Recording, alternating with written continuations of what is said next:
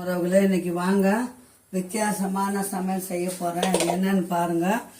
எறா கறி தான். இது வரைக்கும் செஞ்சது வேற, இப்ப செஞ்சது வேற விதமா செய்ய போறேன். வாங்க வீடியோக்குள்ள போலாம். எறா செஞ்சுட்டு கொஞ்சமா சங்கரா மீன் வாங்கியிருக்கிறேன், குழம்பு வைக்க போறேன். கொஞ்சோண்டு வறுத்துக்கலாம். எறா மசாலாக்கு 3 ஸ்பூன் எண்ணெய் ஊற்றிட்டேன்.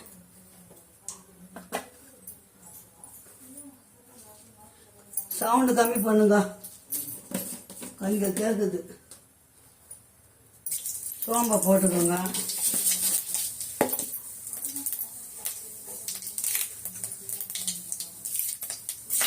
கருவேப்பிலை போடுங்க. போட்டுட்டு இது பாருங்க, நாட்டு வெங்காயம் போடுங்க. கண்டிப்பாக நாட்டு வெங்காயம் தான் போடணும், அப்போ தான் யாராவது வித்தியாசமாக டேஸ்ட்டாக இருக்கும். சின்ன வெங்காயம் போட்டு கொஞ்சம் நல்லா வதக்கணும். வெங்காயம் நல்லா வதங்கட்டும். முக்கியமான பொருள் பார்த்தீங்கன்னா 10 நாட்டு வெங்காயம் போட்டாச்சு. ஒரே ஒரு தக்காளி. இது வந்து கேப்சிகம் போட்டு நான் செஞ்சதில்லை. முருங்கைக்காய் போட்டு செஞ்சுருக்கிறேன், உருளைக்கிழங்கு போட்டு செஞ்சுருக்கேன். இந்த வாட்டி அம்மா கேப்சிகம் போட்டு செய்யணும். அதுதான் வித்தியாசமான எறா கறின்னு சொன்னேன் உங்ககிட்ட.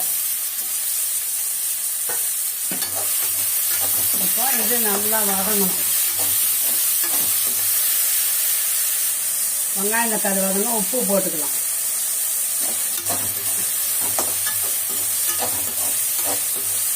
கொஞ்சம் வித்தியாசமான டேஸ்ட்டாக இருக்கும். சாப்பாட்டுலேயும் பிரச்சனை சாப்பிட்லாம். நம்ம ரசம் வச்சுக்கணும், சாம்பார் வச்சுக்கணும் சாப்பிட்லாம். இது மாதிரி செஞ்சு சாப்பிடுங்க ஒரு நாள். கேப்சிகம் வந்து கால்சியம் அதிகமாக இருக்குது. இப்போது நம்ம நல்லா வதங்கின அப்புறம் இந்த எறாவை அலசி இதை போட்டுக்கணும். எறா விலைலாம் ரொம்ப, உங்கள் ஊர் பக்கம் எப்படின்னு சொல்லுங்கள். எங்கள் ஊர் பக்கம் 1/2 கிலோ 250 ரூபா. எறா போட்டாச்சு.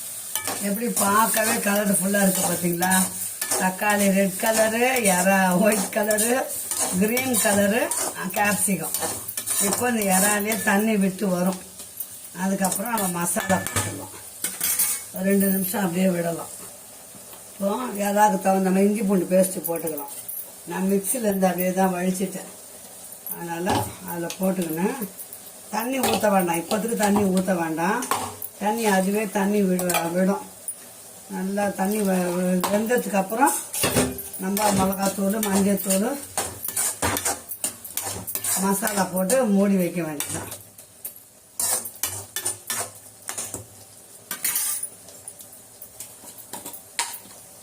இஞ்சி பூண்டு பேஸ்ட் போட்டாச்சு. இப்போ மஞ்சத்தூள் போட்டுக்கலாம்.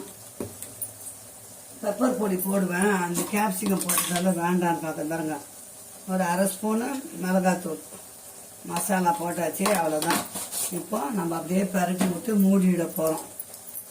தேவைப்பட்டால் அந்த சாரை கழுவி தண்ணி ஊற்றலாம். நம்ம அப்படியே பரட்டின மாதிரி எடுக்கிறதால அப்படியே தண்ணி ஊற்ற வேண்டாம். அந்த கேப்சிகம் நீர் தண்ணி விடும். அந்த கேப்சிகம் தக்காளி அதில் வர தண்ணியிலேயே வெந்தால் எறா போதும்.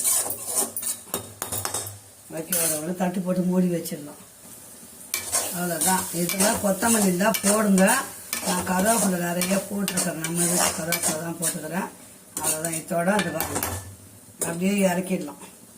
பார்த்தீங்களா எப்படி இருக்குன்னு பாருங்கள். சூப்பராக இருக்கா? இதுக்கு குடமிளகா எறா போட்டு எறா கறி இன்னைக்கு. அடுத்தது என்னன்னு பார்க்கலாம் வாங்க, வீடியோக்குள்ளே போகலாம். அடுத்தது என்னன்னு பார்த்தீங்கன்னா சங்கரா மீன்ப்பா. இது சும்மா சின்ன சின்ன பொடி தான். இது பாருங்க. இதை வறுத்துட்டு கொஞ்சம் குழம்பு வைக்க போகிறேன், எடுத்து வச்சுக்கிறேன். இது சங்கரா மீன் வறுவல் இன்னைக்கு. வாங்க பார்க்கலாம். இந்த மீன் மசாலா என்னென்ன போட்டிங்கன்னு கேட்டால் நான் சொல்கிறேன். இப்போ மீனை வறுத்துக்கலாம்.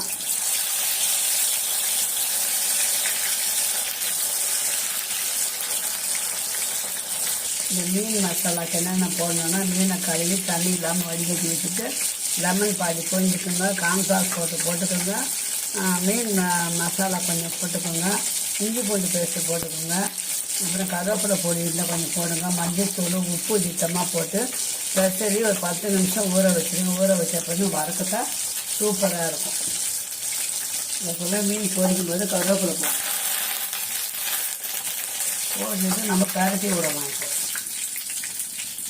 பொடி மீன் இருந்தால் விட பாருங்கள் எவ்வளோ பக்குவமாக வறுத்துக்கலாம் பாருங்க. சூப்பராக இருக்குங்களா மீன். அடுத்ததை போட்டுக்கலாம்.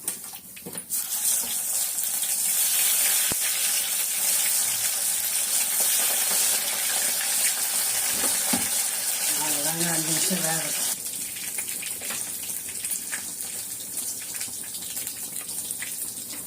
பொலி மீன் நல்லா விட கண்ணுக்கு நல்லதுங்க. இந்த மீனில் அவ்வளோ சத்து இருக்குது, சங்கரா மீனில். எல்லாமா அம்மா ஒரே மாதிரி தான் செய்திங்கன்னுவாங்க. ஒவ்வொரு மீனும் ஒவ்வொரு டேஸ்ட்டாக இருக்கும் பிள்ளைங்களா. இப்போ மீன் வறுத்தாச்சு, வாங்க சாப்பிடலாம். இப்போ வாங்க சங்கரா மீன் குழம்பு எப்படி வைக்கிறதுன்னு பார்க்கலாம். எண்ணெய் வந்து நல்லா காஞ்சிச்சு பிள்ளைங்களா. கொஞ்சம் கடுகு போட்டுக்கோங்க, கொஞ்சம் வெந்தயம் போட்டுக்கோங்க, நல்லா பொரியட்டும். அதுக்கப்புறம் வடகம் கண்டிப்பாக இருந்தால் போடுங்க, இல்லைன்னா விட்டுருங்க. நான் அம்மா எப்போ வடகம் இல்லாத மீன் குழம்பு வைக்க மாட்டேன். அதுக்கப்புறம் முக்கியமான ஒரு நாட்டு வெங்காயம் 10 போட்டுக்கோங்க. நாட்டு வெங்காயம் போட்டால் தான் குழம்பு கொஞ்சம் டேஸ்ட்டு நல்லாயிருக்கும். அம்மா வந்து மசாலா அரைச்சி தான் குழம்பு வைப்பேன். பாருங்க, இதில் வந்து மிளகு, சீரகம், கருவேப்பிலை, பெரிய வெங்காயம் 1, தக்காளி 1 அரைச்சிட்டேன். இதில் போட்டுக்கலாம். அதான் அரைச்சி வச்ச மீன் குழம்பு, சங்கரா மீன் குழம்பு இன்னைக்கு. இதே வதங்கட்டும், மசாலா போட்டுக்கலாம்.